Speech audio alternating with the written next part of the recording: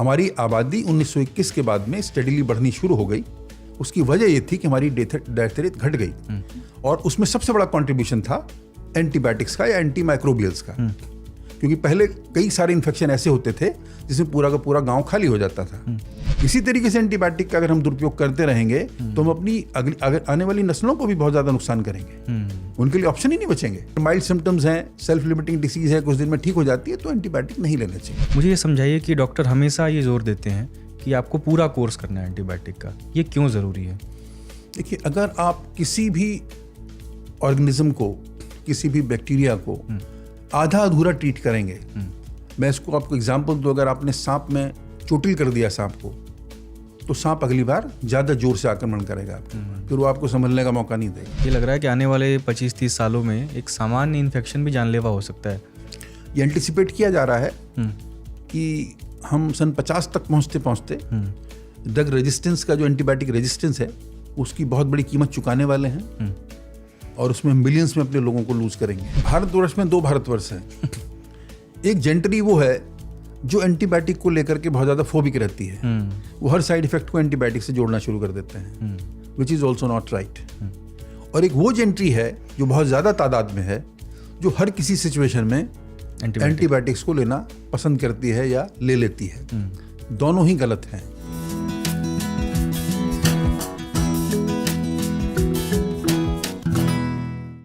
Antibiotic bacteria के खिलाफ इंसान की सबसे बड़ी जीत। एक ऐसी दवा जिसने मामूली जख्म, गले की खराश और बुखार को जानलेवा संकट बनने से बचाया। पेनिसिलिन मेडिकल साइंस की पहली ट्राइड एंड टेस्टेड एंटीबायोटिक थी।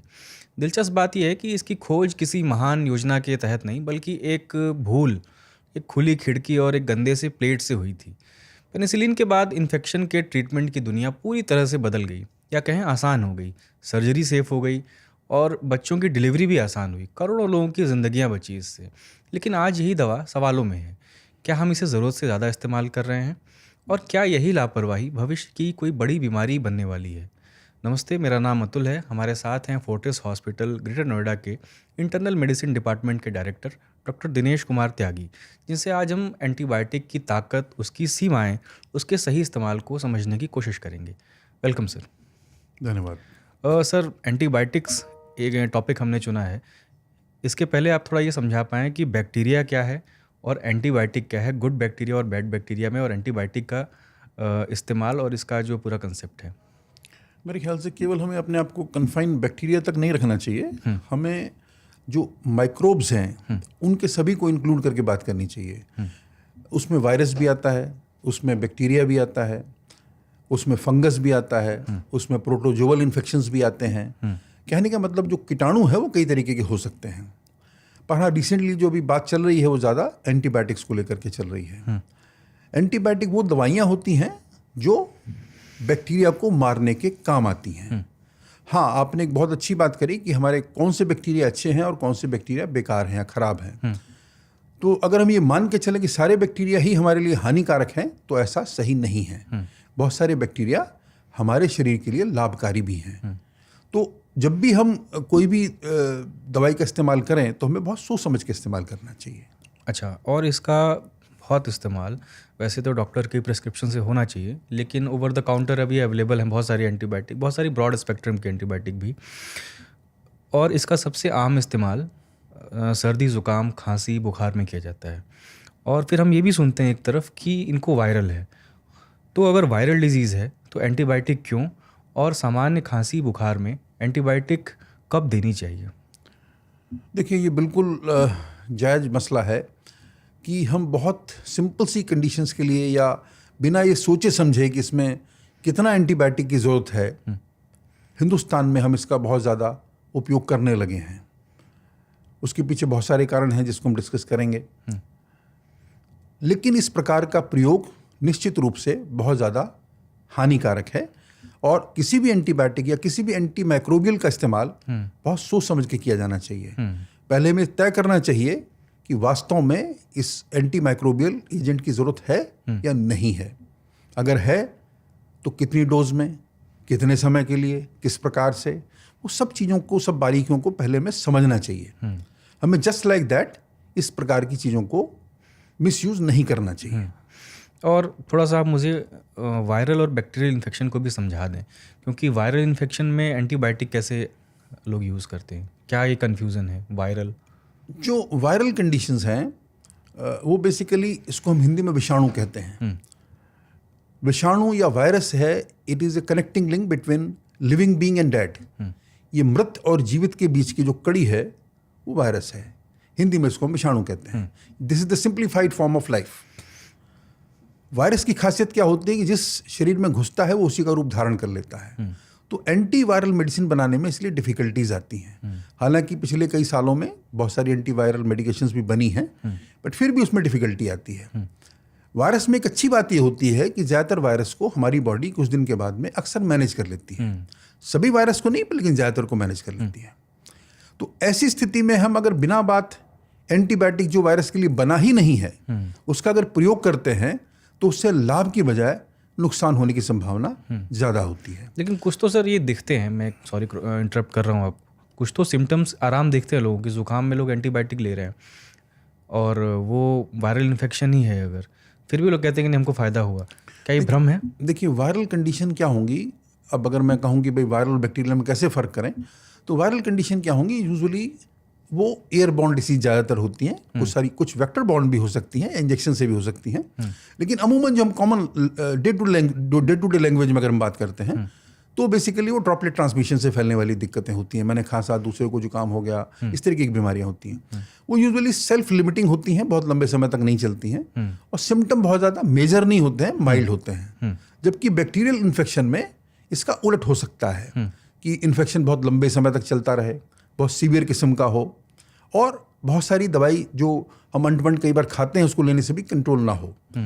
तो मोटा मोटी एक कॉमन आदमी ये डिसाइड करने की कोशिश कर सकता है, हालांकि आसान नहीं है, कि अगर माइल्ड सिम्टम्स हैं, सेल्फ लिमिटिंग डिसीज है, कुछ दिन में ठीक हो जाती है, तो एंटीबायोटिक नहीं लेना चाहिए। जैसे कोरोना के बाद अभी एजिथ्रोमाइसिन का इंटेक बहुत बढ़ गया लोगों में। आप जब कोई एंटीबायोटिक लिखते हैं तो किन बातों का ध्यान रखते हैं, और जो लोग सिर्फ 1 दिन या 2 दिन एंटीबायोटिक खा करके छोड़ देते हैं, एंटीबायोटिक का कोर्स पूरा करना कितना ज़रूरी है और आप किन बातों का ध्यान रखते हैं?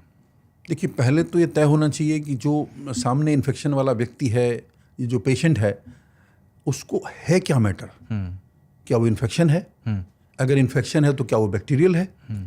और अगर बैक्टीरियल है तो वो किस किस्म का बैक्टीरिया है और वो बैक्टीरिया किस दवाई से ज़्यादा अच्छा मरेगा।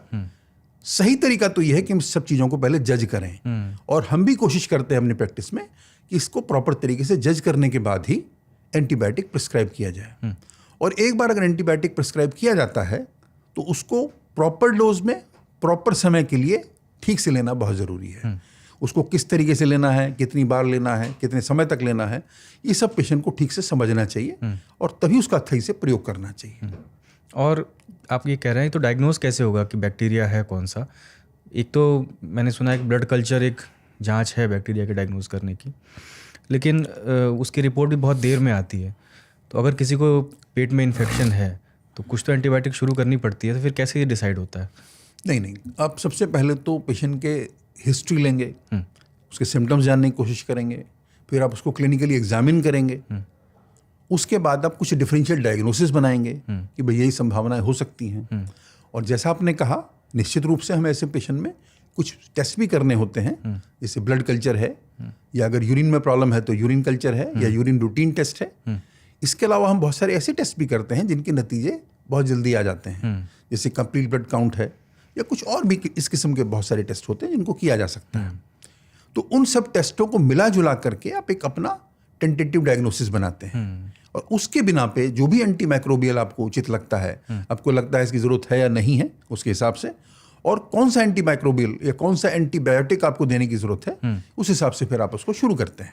अच्छा, आपने एंटी माइक्रोबियल एंटीबायोटिक लिखी, पेशेंट उसको ले रहा है और उसको 1 दिन में 2 दिन में सिम्टम्स में आराम मिल गया, उसके बाद वो छोड़ दे रहा है उस दवा को। मुझे ये समझाइए कि डॉक्टर हमेशा ये जोर देते हैं कि आपको पूरा कोर्स करना है एंटीबायोटिक का, ये क्यों ज़रूरी है? देखिए, अगर आप किसी भी ऑर्गेनिज्म को, किसी भी बैक्टीरिया को आधा अधूरा ट्रीट करेंगे, मैं इसको आपको एग्जांपल दूं, अगर आपने सांप में चोटिल कर दिया सांप को, तो सांप अगली बार ज़्यादा जोर से आक्रमण करेगा आपके ऊपर, फिर वो आपको संभलने का मौका नहीं देगा। यही चीज़ हमारी कीटाणुओं के विषय में अप्लाई होती है। तो अगर आप किसी कीटाणु को पार्शियली ट्रीट करते हैं, आधा अधूरा आपने उसका इलाज किया, कुछ दिन दवाई खाई फिर आपने छोड़ दी या प्रॉपर डोज नहीं ली, तो कुछ कीटाणु उसमें आपके शरीर में जिंदा रह सकते हैं जो उस एंटीबायोटिक से या उस दवाई से बचने का रास्ता ढूंढ लेते हैं। तो उससे क्या होगा, अगली बार जब वो इन्फेक्शन फ्लेयर अप करेगा या जोर भरेगा तो बहुत जोर से होगा और फिर आपको उस एंटीबायोटिक से शायद निजात उस बीमारी से नहीं मिल पाएगी। मतलब बैक्टीरिया वेपनाइज हो जा रहा है बहुत। बिल्कुल सही बात है, क्योंकि हर जीव को अपने बचने का रास्ता ढूंढने का अधिकार है। तो हर कीटाणु, हर जीवाणु अपने आप को बचाने की कोशिश करता है और वो उसी को हम आज की तारीख में ड्रग रेजिस्टेंस या एंटीबायोटिक रेजिस्टेंस कह रहे हैं। और ये एक बहुत बड़ा थ्रेट बन गया आज की तारीख में, बहुत बड़ी समस्या बनता जा रहा है।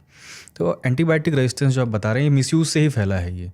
तो एंटीबायोटिक के ज़्यादा लेने से, बिना डॉक्टर के प्रिस्क्रिप्शन से, बिना कोर्स पूरा किए, उसके लिए बहुत सारे कारण हैं। एक तो सबसे पहला कारण ये है कि हमारे यहाँ ऑन काउंटर दवाइयाँ मिल जाती हैं। आप जाइए मेडिकल स्टोर पे और दवाई ले लीजिए। उसने ना तरीका सही समझाना है, ना उसका प्रॉपर यूज समझाना है, ना ये समझना है कि भाई इसकी ज़रूरत है कि नहीं है। ठीक है ना। तो हमारे यहाँ क्या करते हैं, बहुत सारे मरीज जिनको इस तरह की आदत होती है या फाइनेंसेस बचाने की कोशिश करते हैं, वो सीधे जाके ऑन द काउंटर मेडिसिन ले लेते हैं। उसके अलावा फिर आप जाएं तो बहुत सारी जो पैथीज हैं, सो कॉल्ड पैथीज हैं, अब हैं तो आयुर्वेद की या होम्योपैथी की, वो भी एंटीबायोटिक यूज़ कर रही होती हैं, जो नहीं करना चाहिए कायदे से। बहुत सारे सेमी क्वालिफाइड या अनक्वालिफाइड डॉक्टर्स हैं जो इस किस्म की प्रैक्टिस कर रहे हैं, वो रैम्पेंट तरीके से एंटीबायोटिक्स का प्रयोग करते हैं। उसके अलावा बहुत सारा पॉलिट्री फॉर्म है जहाँ पे एंटीबायोटिक्स का मिसयूज हो रहा है। उसके अलावा कई बार पेशेंट अपने एंड से करता है, उसको लगता है आराम आ गया, उसने दवाई बीच में बंद कर दी। क्यों डॉक्टर के पास जाना, क्यों फीस देनी, क्यों एंटीबायोटिक फर्दर खाना। तो उस तरीके की समस्याएं भी हैं। या उस एंटीबायोटिक को जान लेना कि डॉक्टर साहब ने ये लिखी थी, अब दोबारा ना दिखा के बार बार उसी को ही दुकान से ये भी एक तरीका है, ये भी लोग करते हैं। ये वही पेपर निकाला, उसको खाना शुरू कर दिया, या उनके परिवार में किसी को समस्या हुई, उसमें से निकाल के प्रिस्क्रिप्शन की दवाइयाँ उनको दे दी। तो ये सब चीज़ें हैं जिसकी वजह से हमारे यहाँ एंटीबायोटिक रेजिस्टेंस होने लगा है। और मैं आपको बता दूं कि हमारा देश दुनिया का सबसे आबादी वाला देश है और हम दुनिया में वॉल्यूम वाइज 3rd नंबर पे हैं फार्मास्यूटिकल प्रोडक्शन में। तो हमारी जिम्मेदारी इसमें बहुत ज़्यादा बढ़ जाती है। कंज्यूम भी उतना ही कर रहे हैं दवाई, बिल्कुल कंज्यूम कर रहे हैं और रेम्पेंटली कर रहे हैं, इम्प्रॉपर वे में कर रहे हैं, जो नहीं होना चाहिए। अच्छा, आप एंटीबायोटिक रेजिस्टेंस को थोड़ा समझाइए कि ये खतरनाक कितना है। मतलब कोई एक एंटीबायोटिक से अगर रेजिस्टेंस हो गया तो थोड़ा सा उसको थोड़ा सा हैवी डोज या दूसरे ग्रुप में जा कर के ट्रीटमेंट, लेकिन ये कितना खतरनाक आने वाले भविष्य में हो सकता है। और एज ए पेशेंट ट्रीट करते हुए कभी आपने ये देखा हो कि बहुत सारे एंटीबायोटिक ट्राई कर ली लेकिन कोई फ़ायदा नहीं हो रहा? बिल्कुल, वो हम चैलेंज जब बहुत ज़्यादा फेस करने लगे हैं, जहाँ भी टर्शरी केयर हॉस्पिटल्स हैं। मैं आपको बता दूं कि जो बहुत बड़ा ब्रेक थ्रू हुआ हिंदुस्तान की आबादी में, वो 1921 के बाद हुआ। ऐसा नहीं कि 1921 से पहले लोग बाग फैमिली प्लानिंग फॉलो कर रहे थे इसलिए देश की आबादी नहीं बढ़ रही थी। हमारी आबादी 1921 के बाद में स्टेडीली बढ़नी शुरू हो गई। उसकी वजह ये थी कि हमारी डेथ रेट घट गई और उसमें सबसे बड़ा कंट्रीब्यूशन था एंटीबायोटिक्स का या एंटी माइक्रोबियल्स का। क्योंकि पहले कई सारे इन्फेक्शन ऐसे होते थे जिसमें पूरा का पूरा गांव खाली हो जाता था। 1950 से लेकर के 1981 के बीच में हमारी पॉपुलेशन बहुत ज़्यादा तेज़ी से बढ़ी, जिससे हमारी आबादी बहुत ज़्यादा हो गई। अभी भी हमारी आबादी दुनिया में सबसे ज़्यादा है, लेकिन अभी हमारी उतनी तेज़ी से नहीं बढ़ रही है। तो इसमें निश्चित रूप से जो कंट्रीब्यूशन है इस आबादी के बढ़ने में इन एंटीबायोटिक्स का है, क्योंकि उससे हमारी बहुत सारी बीमारियां कंट्रोल हुई। और आजकल हम बहुत सारी बीमारियों को पहचान भी नहीं रहे, वो गायब भी हो गई, खत्म भी हो गई हैं बिकॉज ऑफ दीज एंटीबायोटिक्स। लेकिन जिस तरीके से हमने इसका मिसयूज करना शुरू कर दिया है, अब सबसे बड़ा खतरा यही पैदा होने लगा है कि कहीं हम पुराने इस इरा में दोबारा वापस तो नहीं पहुंचने वाले हैं। क्योंकि जब सारे एंटीबायोटिक्स रेजिस्टेंस हो जाएगा तो फिर जो भी इन्फेक्शन होंगे उनको कंट्रोल करना इम्पॉसिबल होगा। और ऐसे केसेस हम अक्सर आईसीयू में फेस करते हैं अभी भी आज की तारीख में। और आपने सुना भी होगा कि कई बार उसमें सुपर बग की बात होती है। बहुत सारे ऐसे बैक्टीरिया हैं जिनके लिए आज भी एंटीबायोटिक्स बहुत सारा काम नहीं कर पा रहे हैं, क्योंकि हमने एंटीबायोटिक्स का इतना मिसयूज कर लिया है। जैसे क्लेब्सिला है, एसिनेटोबैक्टर है, ई कोलाई है, और भी बहुत सारे हैं। तो हमें बहुत ज़्यादा इस पर अटेंशन देने की ज़रूरत है। इसमें कोई सेकंड थॉट है ही नहीं। सुपर बग क्या है? जो बैक्टीरिया ट्रीट नहीं हो रहा है बैड बैक्टीरिया है वो ट्रीट नहीं हो रहा है, वही सुपर बग है, इसके कोई एंटीबायोटिक काम नहीं कर रही है। जिसमें ज़्यादातर दवाइयाँ फेल हो जा रही हैं। आप उसका कल्चर भेजते हैं और आपको पता चलता है कि ये किसी दवाई से सेंसिटिव ही नहीं है, and you have got no option to treat those kind of patients. और ये केवल मतलब बैक्टीरिया के केस में नहीं हो रहा है, ये मलेरिया में भी हम फेस करते रहे हैं, ये हम ट्यूबरक्लोसिस में भी फेस करते रहे हैं। मलेरिया जो कि एंटी वायरल डिजीज है, जो बेसिकली प्रोटोजोअल डिसीज है, प्रोटोजोअल डिजीज। वायरल नहीं है, प्रोटोजोअल डिसीज है। अच्छा। तो उसमें भी कई बार ऐसी समस्याएं हम फेस करते रहे हैं, और ट्यूबरक्लोसिस में भी फेस करते हैं। एमडीआर का कंसेप्ट आपने सुना होगा, मल्टी ड्रग रेजिस्टेंट ट्यूबरक्लोसिस, वो भी इसी किस्म की समस्या है कि जहां एंटी ट्यूबरकुलर मेडिसिन का मिसयूज हुआ है, इम्प्रॉपर यूज हुआ है, तरीके से इस्तेमाल नहीं किया गया। तो एक बहुत बड़ा चैलेंज है, और ये केवल मॉर्टेलिटी तक कन्फाइंड नहीं है, ये हमारे जो खर्चे हैं सरकार के, हमारे पर्सनल खर्चे हैं, जो हमारी जॉब से एब्सेंट हो रहे हैं लोग बाग, ये उसको भी अगर हम कैलकुलेट करेंगे तो बहुत बड़ा नुकसान है। और आने वाली पीढ़ी जेनेटिक्स को भी बिल्कुल बदलने वाले हैं। निश्चित रूप से जैसे हम बहुत सारा पॉल्यूशन या बहुत सारी चीज़ें करके आने वाली जनरेशन के लिए नुकसान कर रहे हैं, इसी तरीके से एंटीबायोटिक का अगर हम दुरुपयोग करते रहेंगे तो हम अपनी अगर आने वाली नस्लों को भी बहुत ज़्यादा नुकसान करेंगे। उनके लिए ऑप्शन ही नहीं बचेंगे, करेंगे क्या वो? लेकिन इसकी सीरियसनेस तो कोई समझ नहीं रहा है, क्योंकि ये तो मतलब एक बहुत इजी ऑप्शन है, कुछ चूरन खाने जैसा है कि आप जा कर के ले रहे हैं, ठीक हो जा रहे हैं।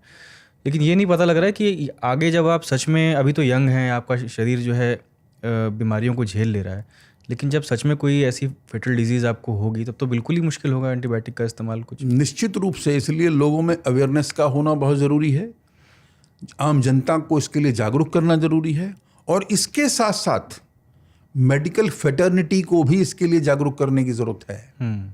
केवल ये आम जनता के लिए नहीं है, उनका तो जागरूक होना जरूर है ही, लेकिन जो लोग इससे जुड़े हुए लोग हैं उनको भी इसके बारे में बहुत सही तरीके से जानकारी का होना जरूरी है। जैसे मैंने आपको भी बताया कि कई बार इवन मेडिकल फेटर्निटी से जुड़े हुए लोग चीज़ों को बिना जज किए रेम्पेंटली उसको यूज़ करने लगते हैं, जो नहीं होना चाहिए, या कि इमीडिएट रिलीफ देने के लिए किसी भी तरह से।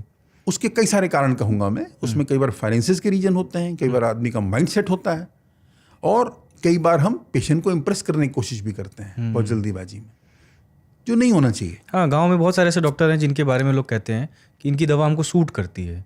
उसमें होता है ना, एक डोज में ठीक कर दिया, तो उसमें जज तो किया जाना चाहिए कि हम खड़े कहाँ हैं, कर क्या रहे हैं, होना क्या चाहिए और क्या कर रहे हैं हम, ये जज होना जरूरी है, एक ऑनेस्ट एनालिसिस होना जरूरी है। बहुत सारी मैंने देखा सर गाँव में कि एंटीबायोटिक को दे रहे हैं, वो पत्ते भी नहीं दे रहे हैं, उसको कागज में लपेट के देते हैं कि पता भी ना चल पाए कि कौन सी ये एंटीबायोटिक है। वो एक समस्या है हमारे यहाँ, क्योंकि हमारे यहाँ स्वास्थ्य और शिक्षा अभी तक चैरिटी का सिस्टम माने गए हैं, तो उसमें टोटली अब इम्बैलेंस हो गया है, मैच हो गया है। कहीं पे बहुत रैम्पेंट खर्चे हैं और कहीं पे लोग बहुत सस्ते में एक्सपेक्ट कर रहे हैं उस चीज़ को। तो प्रॉपर उसमें कायदे बनाने चाहिए, तरीके से लोगों को एजुकेट किया जाना चाहिए और तरीके से चीज़ों को इस्तेमाल किया जाना चाहिए। अच्छा, मैं कुछ एंटीबायोटिक्स के नाम मुझे बताइए जो कि बहुत ज़्यादा कंज्यूम किए जा रहे हैं, जो मैंने देखे हैं। वो एजिथ्रोमाइसिन है, एमॉक्सिलिन है। लोग ये समझ पाएँ कि ये ब्रॉड स्पेक्ट्रम एंटीबायोटिक है, अगर आपको बहुत मामूली बीमारी में ये दिया गया है, सर्दी ज़ुकाम में दिया गया है, तो प्लीज़ इससे बचें। वो कौन से एंटीबायोटिक की, आप 4-5 एंटीबायोटिक के बारे में बताएं जो लोग उसको पढ़ सकें और जान सकें और उससे दूर रह सकें। नहीं, मैं उसमें ये कहूँगा, दूर रहने के लिए तो नहीं कहूँगा, मैं ये कहूँगा कि वो प्रॉपर अपना डायग्नोसिस बनवाएं क्वालिफाइड डॉक्टर के पास में जाकर के, और उसको समझें कि क्या वो वास्तव में ज़रूरत है उसकी, ज़रूरत है तो किस तरीके से खाना है, कितने दिन तक खाना है, उसको जस्ट लाइक दैट इस्तेमाल ना करें। तो या चाहे वो मतलब किसी मेडिकल फेटर्निटी की तरफ से आया हो, या वो अपनी तरफ से लिया हो, या मेडिकल स्टोर से लिया गया हो, तो वहाँ उसमें थोड़ा सा ब्रेक लगाने की ज़रूरत है। अब जैसे आपने भी नाम लिया, बहुत सारे एंटीबायोटिक हैं, एमॉक्सिसिलिन टाइप के एंटीबायोटिक हैं, सिप्लॉक्स जैसी दवाइयाँ हैं, ओफ्लॉक्स जैसी दवाइयाँ हैं, या इवन एजिथ्रोमाइसिन जैसी दवाइयाँ हैं। निश्चित रूप से बहुत ज़्यादा प्रिस्क्राइब की जाती हैं, यूज़ की जाती हैं, पर हाँ, हमें एक लॉजिक ढूंढना चाहिए कि क्या वास्तव में इस दवाई की आवश्यकता है, और अगर है तो किस तरीके से खाना है, कितने दिन खाना है। तो आप ये बता रहे हैं सर, ऐसा तो ये लग रहा है कि आने वाले 25-30 सालों में एक सामान्य इन्फेक्शन भी जानलेवा हो सकता है। ये एंटिसिपेट किया जा रहा है कि हम सन 50 तक पहुँचते ड्रग रेजिस्टेंस का, जो एंटीबायोटिक रेजिस्टेंस है, उसकी बहुत बड़ी कीमत चुकाने वाले हैं, और उसमें मिलियंस में अपने लोगों को लूज करेंगे। एक बहुत बड़ा एपिडेमिक होगा, बहुत बड़ा हादसा होगा, बहुत बड़ी इस तरीके की दिक्कतें आएंगी। अच्छा। कि अगर हम इसी तरीके से अपनी आदतों को नहीं बदलते हैं, अपने जो सिस्टम है ट्रीटमेंट का उसको नहीं चेंज करते हैं तो बहुत दूर नहीं है वो समय। मैं 2050 की 2150 की बात कर रहा हूँ, जिसमें हम बहुत सारे लोगों को लूज़ करने वाले हैं। और क्या सर इससे जो हमारी प्रतिरक्षा प्रणाली है, इम्यूनिटी है बॉडी की, वो भी कॉम्प्रोमाइज़ हो रही है? अगर आप बिना बात किसी भी कारण के एंटीबायोटिक्स यूज़ करेंगे और उसको गलत तरीके से यूज़ करेंगे तो निश्चित रूप से हमारा इम्यून सिस्टम अफेक्ट होगा। और जैसा मैंने शुरू में भी हम लोगों ने डिस्कशन किया कि सारे बैक्टीरिया हमारे दुश्मन नहीं हैं, बहुत सारे हमारे फ्रेंड हैं। तो जब हम उसका रैम्पेंट यूज़ करते हैं, हम इम्प्रॉपर यूज़ करते हैं, तो जो हमारे दोस्त बैक्टीरिया हैं उनको भी हम डैमेज करते हैं। हाँ, जो इंटेस्टाइनल फ्लोरा है गुड बैक्टीरिया का, वो डिस्टर्ब हो जाता होगा। बिल्कुल होता है। जैसे कुछ एंटीबायोटिक के साइड इफ़ेक्ट भी हैं, आप बता रहे हैं कि एमॉक्सिलिन है, इसमें बहुत लोगों को डायरिया की शिकायत होती है। बिल्कुल होती है, क्योंकि आपका जो है गुड बैक्टीरिया भी डिस्टर्ब हो रहा है, इसलिए। बिल्कुल होता है। तो उसको अगर हम बार बार डैमेज करेंगे तो हमारी जो लड़ने की क्षमता है निश्चित रूप से वो प्रभावित होगी। तो हमारा इम्यून सिस्टम कमज़ोर होगा। सर, मैंने छोटे बच्चों में भी देखा कि आजकल पेरेंट्स उनको भी एंटीबायोटिक देना शुरू कर दिए हैं, बहुत छोटे बच्चों को सिरप में। बच्चों को एंटीबायोटिक देना, जैसे अगर किसी एडल्ट को दे रहे हैं जो जिसकी इम्यूनिटी स्ट्रांग है, बच्चों को देना कितना खतरनाक साबित हो सकता है बिना प्रिस्क्रिप्शन के? मैं वही कहूँगा कि हमें प्रॉपर जज करके देना चाहिए। Let us not be phobic also about antibiotics, but हम उसको जस्ट लाइक दैट मिसयूज ना करें। अगर हम उसको जस्ट लाइक दैट यूज़ कर रहे हैं, that is really dangerous. But हाँ, अगर प्रॉपर इन्वेस्टिगेशन या प्रॉपर असेसमेंट के बाद अगर कोई एंटीबायोटिक दिया जा रहा है तो फिर उसमें बहुत ज़्यादा हमें फोबिक होने की ज़रूरत भी नहीं है। लेकिन हाँ, उसका मिसयूज़ ना करें हम, कि हम अपने आप ही कुछ शुरू कर दिया, ओवर द काउंटर मेडिसिन लाया उसको शुरू कर दिया, that should not be done. अच्छा, मैं एक सवाल ये पूछना चाह रहा था कि जैसे किसी को लूज मोशन है, मैंने देखा है कि साथ में डॉक्टर प्रोबायोटिक भी प्रिस्क्राइब करते हैं कभी कभी। प्रोबायोटिक क्या है और ये क्या एंटीबायोटिक के साथ दी जा सकती है, या सिर्फ प्रोबायोटिक से आपको इन्फेक्शन ठीक हो सकता है? प्रोबायोटिक क्या होते हैं? जो कुछ बैक्टीरियाज को ग्रो, एक्चुअली वो कुछ बैक्टीरियाज होते हैं जो एक नॉन हार्मफुल सस्पेंशन या फॉर्म में बना के आपको दिए जाते हैं। Good bacteria? गुड बैक्टीरिया होते हैं वो। तो गुड बैक्टीरिया का बैलेंस बनाने के लिए हम कई बार एंटीबायोटिक के साथ उसको कंबाइन करते हैं, और कई बार हम बिना एंटीबायोटिक के भी प्रोबायोटिक्स देते हैं, और वो कई बार अपना प्रभाव अच्छा दिखाते हैं। तो उनको इस्तेमाल किया जा सकता है। अच्छा, तो ये एंटीबायोटिक के मतलब जो नुकसान है उसके प्रभाव को कम भी करते हैं।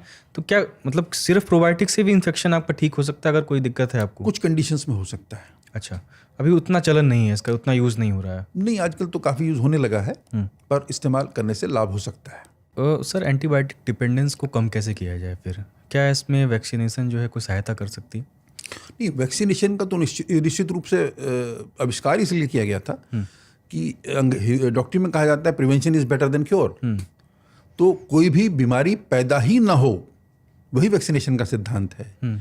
और उसके चलते बहुत सारी बीमारियां हमने दुनिया से एरेडिकेट भी करी हैं, जैसे स्मॉल पॉक्स है और भी बहुत सारी दवाइयाँ हैं। अभी हम पोलियो के पीछे लगे हुए हैं। तो वैक्सीनेशन का निश्चित रूप से फायदा है, पर वैक्सीनेशन की लिमिटेशन है। वो ये है कि वो सब बीमारियों के अगेंस्ट नहीं बन पाए हैं, और उसको समय रहते लगाना जरूरी है। एक बार इन्फेक्शन शरीर में घुस गया तो फिर वैक्सीनेशन का कोई रोल नहीं रह जाता है। तो अगर हम वैक्सीनेट करें, जो बीमारियों के लिए वैक्सीन उपलब्ध हैं, तो उसमें निश्चित रूप से सोसाइटी को फायदा होगा। अच्छा। और आज की तारीख में मैं दोबारा से एक बार को इंसिस्ट करना चाहूँगा कि वैक्सीनेशन हम केवल बच्चों में आजकल बात करते हैं, पर हिंदुस्तान में बहुत ज़्यादा ज़रूरी है कि हम अपने सीनियर सिटीजन्स को भी लेकर के अवेयरनेस इसमें फैलाएं, क्योंकि बहुत सारी ऐसी वैक्सीन्स हैं जो हमें बुजुर्गों को देनी चाहिए, जिससे वो बहुत सारी बीमारियों से ऑटोमेटिकली बच सकते हैं। जैसे कुछ आप बता सकें? जैसे न्यूमोकोकल वैक्सीन है, या जैसे स्वाइन फ्लू का, हाँ, एक किस्म का बहुत ड्रेडेड निमोनिया होता है उसकी वजह से। अच्छा। और एजेड लोगों में, एक्सट्रीम्स ऑफ एज में बहुत कॉमन है, तो उसको आप दे सकते हैं। इसी तरीके से जैसे स्वाइन फ्लू का वैक्सीन है, जिसे हर साल कई सारे लोग सर्दियों में स्वाइन फ्लू लेके घूमते हैं, उसको पहले दे देंगे तो नहीं होगा। तो बहुत सारे ऐसे वैक्सीन हैं जिनको हम बच्चों में भी और बुजुर्गों में भी रिकमेंड करें, तो उससे लाभ होगा। मतलब इलाज की दुनिया में आपको थोड़ा सा सजग रहना पड़ेगा। वैक्सीनेशन जो आपको प्रिस्क्राइब हो रही है एंटीबायोटिक, उसका पूरा कोर्स, इसका मिसयूज़ बंद करना पड़ेगा, तब एक आप हेल्दी लाइफ जी सकते हैं। अच्छा, आप इतने साल से ओपीडी करते हुए एंटीबायोटिक्स के बारे में सबसे बड़ा मिथ क्या सुना है आपने पेशेंट्स की, जो आपको आप प्रिस्क्राइब करते हो फिर आपके पास आते हो? कुछ एक मिथ डेवलप हुआ, कभी सुना है आपने कुछ एंटीबायोटिक के साथ? असल में भारतवर्ष में 2 भारतवर्ष हैं। एक जेंटरी वो है जो एंटीबायोटिक को लेकर के बहुत ज़्यादा फोबिक रहती है, वो हर साइड इफेक्ट को एंटीबायोटिक से जोड़ना शुरू कर देते हैं, which is also not right. और एक वो जेंट्री है जो बहुत ज़्यादा तादाद में है, जो हर किसी सिचुएशन में एंटीबायोटिक्स को लेना पसंद करती है या ले लेती है। दोनों ही गलत हैं। हमें प्रॉपर ऑनेस्ट असेसमेंट करना चाहिए कि सामने वाले को बीमारी क्या है और उसमें एंटीबायोटिक या एंटी माइक्रोबियल देने का कोई रोल है या नहीं है, और है तो कौन से वाला देना चाहिए और किस तादाद में देना चाहिए और कितने दिन के लिए देना चाहिए। हमारे यहाँ सर एंटीवायरल का चलन क्यों नहीं बढ़ा, जबकि होती वायरल डिजीज़ है, लेकिन एंटीवायरल कहीं का OTC ड्रग में शामिल नहीं है? नहीं, उसकी 2-3 वजह हैं कि जो अमूमन कॉमन वायरल कंडीशंस होती हैं, हाँ, वो आपने बताया वो कि ठीक सेल्फ कर लेते लिमिटिंग होती हैं और माइल्ड होती हैं, तो उसमें बहुत ज़्यादा दवाई की ज़रूरत ही नहीं होती है। दूसरा क्या है कि जैसे मैंने शुरू में बताया कि वायरस एक ऐसा विषाणु है जो हमारे शरीर का रूप धारण कर लेता है। तो दवाई बनाने के लिए क्या खासियत होनी चाहिए कि दवाई ये पहचान पाए कि बाहर की चीज़ कौन सी है, कीटाणु कौन सा है, और हमारे शरीर की कोशिकाएं कौन सी हैं। वायरस क्या है, वो हमारे शरीर का रूप धारण कर लेता है, उसमें जाकर के खो जाता है वो। तो उसके लिए एंटीवायरल मेडिसिन बनाने में डिफिकल्टीज आती हैं। यही समस्या हमें एंटी कैंसर मेडिसिन बनाने में आती हैं, क्योंकि कैंसर में क्या है कि हमारे शरीर की कोशिकाएं जो बगावत कर देती हैं। तो हमें जो हम कोई भी एंटी माइक्रोबियल बनाते हैं तो उसकी प्रॉपर्टी होनी बहुत ज़रूरी है कि वो ये आइडेंटिफाई कर पाए कि हमारे शरीर की कोशिकाएं कौन सी हैं और परजीवी की कोशिका कौन सी है। तो एंटीवायरल मेडिकेशन बनाने में भी थोड़ी डिफिकल्टी आती है। हालांकि अभी हमने बहुत सारी एंटीवायरल मेडिकेशन बना ली हैं, लेकिन वो लिमिटेड तौर पे इस्तेमाल की जाती हैं। हाँ, ये बस अच्छी है कि अभी उनका रैम्पेंट यूज़ नहीं हो रहा है। शायद वो अभी तक ओवर द काउंटर इतनी पॉपुलर नहीं हुई हैं, इसलिए शायद नहीं हो रहा है। एक सवाल सर मैंने बीच में किया था, उसका उत्तर मुझे उस तरह से नहीं मिल पाया, मैं रिपीट कर दे रहा हूँ कि ब्रॉड स्पेक्ट्रम एंटीबायोटिक और नैरो स्पेक्ट्रम एंटीबायोटिक को समझा दीजिए थोड़ा, कौन कौन से कैसे इसको समझा जाए। देखिए, कुछ जो एंटीबायोटिक्स होते हैं, असल में जो अगर मैं बैक्टीरिया की बात करूं तो बैक्टीरिया 2 तरीके से डिवाइड किए जाते हैं मोटा मोटी, gram positive and gram negative. तो कुछ जो एंटीबायोटिक्स होते हैं वो दोनों को ही कवर करते हैं, जो ग्राम पॉजिटिव वाले बैक्टीरिया हैं उनको भी और जो ग्राम नेगेटिव वाले हैं उनको भी। ये बेसिलाई या कोकाई भी हम कह सकते हैं एक तरीके से, लेकिन मोटा मोटी आप समझिए कि जो ग्राम पॉजिटिव और ग्राम नेगेटिव दोनों को कवर करते हैं वो थोड़े ब्रॉड स्पेक्ट्रम में आ जाएंगे, और जो एक खास किस्म के स्पेक्ट्रम को कवर करते हैं वो नैरो स्पेक्ट्रम में आ जाएंगे। सर ये एक मिरेकल आइटम था, मतलब मिरेकल डिस्कवरी थी एंटीबायोटिक, जिसको हमने ग्रोसरी आइटम बनाया बिल्कुल ही, और इससे शुरू हो गया एंटीबायोटिक ड्रग रेजिस्टेंट। क्या आम आदमी करे कि इस रेजिस्टेंस को से वो निजात पा सके? हमारी सरकारों को क्या करना चाहिए और सोशली हम लोगों को कैसे इसके प्रति सजग और जागरूक रहना चाहिए? ये बहुत ही महत्वपूर्ण सवाल है जो आपने पूछा। इसकी शुरुआत में इस तरीके से करूंगा कि जो व्यक्ति विशेष है, जो हमारे इंडिविजुअल हैं, जो हमारे समाज के लोग हैं, वो पहले इसको लेकर के जागरूक हों और उसको समझें कि जीवन इतना सस्ता नहीं है जितना हम उसको बना देते हैं। हमें दवाइयों का प्रयोग, खासतौर पे एंटी माइक्रोबियल से एंटीबायोटिक्स का प्रयोग प्रॉपर तरीके से ही करना चाहिए। उसमें फीस का लालच या जांच का लालच नहीं करना चाहिए। डॉक्टर के पास जाकर के प्रॉपर इवेलुएट करने के बाद दवाइयों को लेना चाहिए। इस विषय में मैं सरकार से भी दरखास्त करूंगा कि सरकार को अपने जो लॉज हैं उनको स्ट्रिंजेंट बनाना चाहिए, सख्त बनाना चाहिए, और उनका इम्प्लीमेंटेशन भी सख्त होना चाहिए। जो ओवर द काउंटर, जैसे आपने कहा ग्रॉसरी शब्द का इस्तेमाल किया, वो उस तरीके से यूज नहीं होनी चाहिए चीज़ें, वो रोका जाना चाहिए। जो बहुत सारी पैथीज हैं या अनक्वालिफाइड मेडिकल सपोर्ट है, उसको भी चेक करने की बहुत ज़्यादा ज़रूरत है। और जो पढ़े लिखे डॉक्टर्स हैं उनसे मैं यही दरख्वास्त करूंगा कि वो प्रॉपर असेसमेंट, प्रॉपर इन्वेस्टिगेशन करने के बाद में एंटीबायोटिक को प्रॉपर डोज में, प्रॉपर ड्यूरेशन के लिए प्रिस्क्राइब करें। और जितने भी अच्छे हॉस्पिटल्स हैं, बड़े हॉस्पिटल्स हैं, वहाँ पे हमारे पास एक इसको लेकर के कमेटी होनी चाहिए जिसमें हम उसकी स्क्रूटनी करें कि कौन सा एंटीबायोटिक क्या सही यूज़ किया गया या गलत यूज़ किया गया, जिसे कहते हैं हम स्टुअर्डशिप। वो हमें हर जगह अडॉप्ट करनी चाहिए। ये बहुत ज़्यादा वक्त की ज़रूरत है और मेरे ख्याल से ये समय की बहुत बड़ी डिमांड है। शुक्रिया सर आने के लिए और हमें ये समझाने के लिए कि एंटीबायोटिक का रेजिस्टेंस क्या है, फोबिया क्या है और इसका कैसे सही इस्तेमाल करना चाहिए। शुक्रिया। Thank you. तो डॉक्टर त्यागी से हमने समझा कि 2 तरह के लोग हैं, एक जो एंटीबायोटिक का ओवर यूज़ कर रहे हैं और एक जो इससे बिल्कुल ही डर रहे हैं, जिनके मन में फोबिया है। रास्ता कहीं बीच में है। रास्ता है डॉक्टर से प्रिस्क्राइब करा के सही पूरा कोर्स करना। मिलते हैं अगले एपिसोड में किसी नए एक्सपर्ट के साथ। शुक्रिया।